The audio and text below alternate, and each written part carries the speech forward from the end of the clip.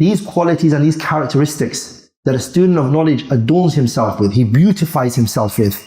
Al-ikhlas, as-sidq fi al-talab, أخذ العلم عن العلماء, taking knowledge from the people of knowledge, being truthful to knowledge, al-amalu bil-ilm, acting upon that knowledge. After you've come with these characteristics and attributes, the second phase or the second point a student of knowledge should have is manhajiyya, a methodology in which you tread on when you want to seek knowledge.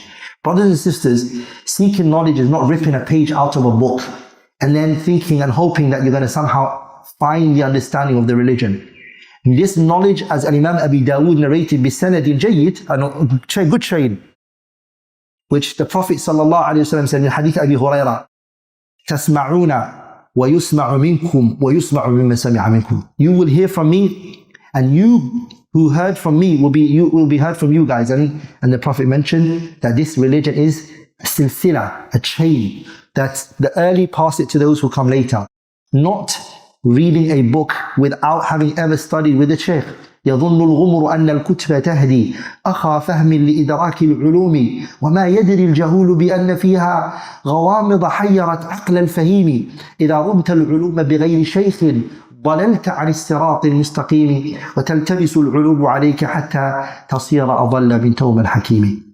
If you really think that you're going to get understanding of this religion by purely buying a book and reading it yourself and not having ever studied with a teacher, then you have misunderstood the way that knowledge is taught.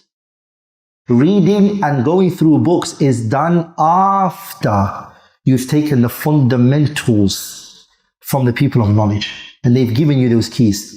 Shatibi says in his Kitab al-Muwafaqat, طُرُقُ تَحْصِيلِ الْعِلْمِ طَرِيقًا. The path to attain knowledge, he said, is two ways. He says, al-ula, the first one is al-mushafaha. Mushafaha, he says, وَهِيَ is أَنْ يَجْلِسَ الطَّالِبُ بَيْنَ يَدَيْ مُعَلِّمٍ, that the student sits in the feet of a scholar and he takes from that teacher. The teacher explains this to you and he tells you this is what this one means and this is what that means. And then the person learns the istilahat, the terms. He understands the methodologies of the books and how they work. He understands ulumul ala, the instrumental knowledge. Once he has attained that, he's now able to swim. Okay, if you can swim in the shallow, then you can go to the deep end, right? And once you can swim in the deep end, you can now go into the ocean. Go, you're free. Swim away. But you first have to take those stages, those baby steps.